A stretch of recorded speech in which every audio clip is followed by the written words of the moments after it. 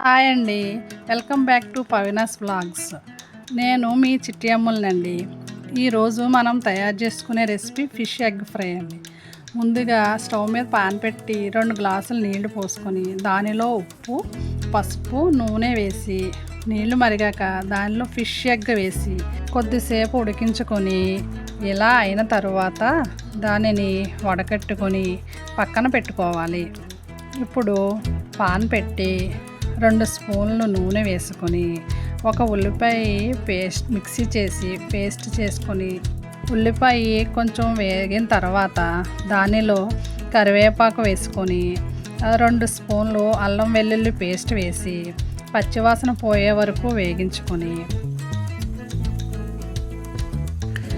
ఇప్పుడు 1 స్పూను ధనియాల పొడి, 1 స్పూను జీలకర్ర పొడి, 1 స్పూను గరం మసాలా, 1 స్పూను కారం వేసుకొని కొద్దిగా వేయించుకొని మనం ఉడకపెట్టుకొని పక్కన పెట్టుకున్న ఫిష్ ఎగ్ని దానిలో వేసుకొని మసాలాలన్నీ దానికి పట్టేంత వరకు కలుపుకొని మనకి సాల్ట్ సరిపోకపోతే కొద్దిగా సాల్ట్ వేసుకొని కొంచెం బాగా ఫ్రై అయ్యే వరకు ఒక 5 మినిట్స్ ఉంచుకొని కలుపుకొని దానిలో పైన కొత్తిమీర వేసుకొని స్టవ్ ఆఫ్ చేయాలి.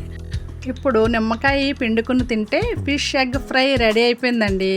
ఇది రైస్లో కానీ లేకపోతే స్నాక్స్గా కూడా చాలా బాగుంటుందండి. మీరు ఎప్పుడు ట్రై చేయకపోతే ట్రై చేసి చూడండి, చాలా బాగుంటుంది.